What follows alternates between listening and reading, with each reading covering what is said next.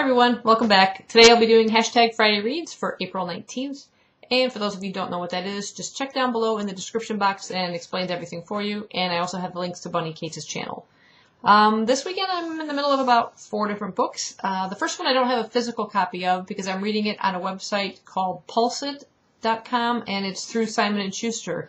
I received an email from them, kind of like an invite saying, come join this website. It costs nothing to join.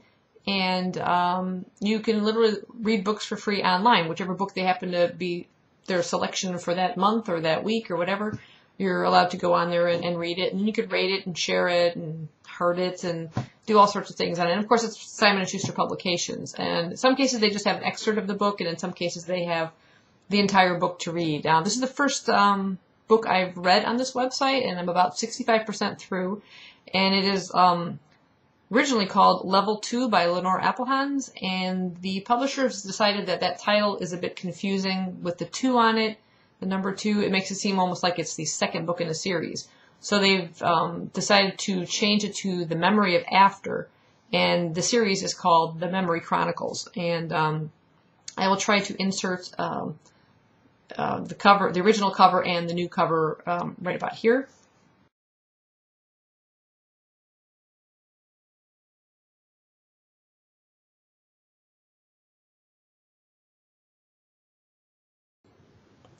If for any reason I was unable to get those covers to come up in this video, you can go ahead and check it out on Goodreads. It does show the original and what the new cover looks like. What this book is about a girl named Felicia Ward, and you find out right at the very beginning of the book that she is dead. And she died right before her 18th birthday, and she currently resides in a place known as Level 2, which is the afterlife, a place between this world and the next. And in this world, she's referred to as a drone, so are all the other members that are living there. And she lives in a hive, a group of drones living in this one hive. And each person has their own memory chamber. And what they do is they pass their endless days reliving their memories. And what they can do is they can share the memories with other people on the outside world or with their fellow drones. And they earn credits for those memories. And then those credits they can then spend to kind of view other people's memories. The only restriction is you can't view memories outside of your own lifespan. So Felicia could not see a memory of something that someone else experienced prior to her birth or after she passed away, so she couldn't see something in the future. And while she's there, she comes to make friends with her fellow drones. And one day, one of her friends dies in the chamber next to her, and the person's taken away, just suddenly gone, and no one knows who she's talking about. It's like that except for her memories, everyone else has been wiped out. They don't know anything about this person. And a boy named Julian, who she knew in her life, suddenly shows up to come and take her away. And it's really interesting. It has a Matrix-y, like the movie The Matrix kind of feel to it. She starts to learn about the people running this hive, this memory chamber thing, what their ulterior motives are behind this. And it's really kind of interesting. I really am enjoying the book so far. Definitely recommend it. And I'll put a link to that pulsit.com website if you guys want to check it out. Like I said, I think it's just open to the public. Anybody wants to kind of check out some of their new releases and things like that and share them with fellow readers. So it's a really great site.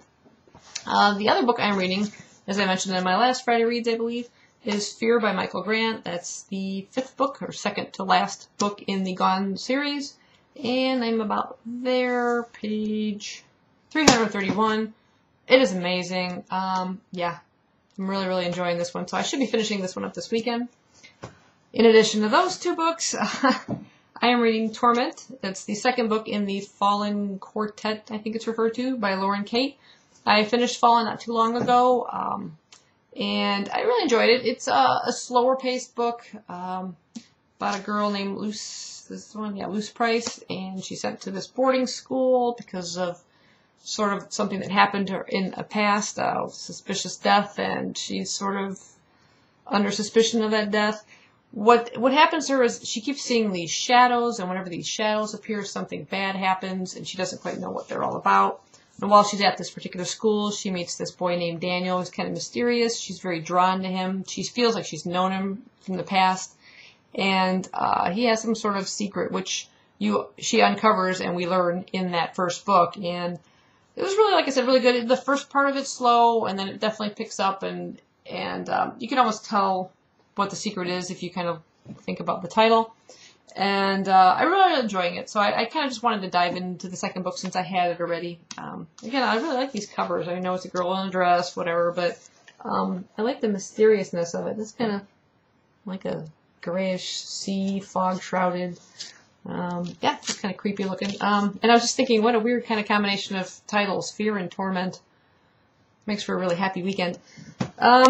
So to lighten the mood a little bit, I'm also reading in my fourth book, and I'm just kind of skimming my way through this one very slowly, and that's Jasper Fford's The Fourth Bear. Now, this is the second book in the Nursery Crime Division series, and I think there's only the 2 books out. This is, again, the UK cover. I just really like the UK cover. They're really fun. I'll read a little bit of the back for you, because like typical mystery book, I mean, the characters, the main detective, Detective Jack Spratt, and his sergeant, Mary, who's quite contrary, they kind of continue through the series, of course, but then each book is its own, self-standing mystery. In this one, it says, the Gingerbread Man, psychopath, genius, convicted murderer, and biscuit, is loose on the streets of Reading.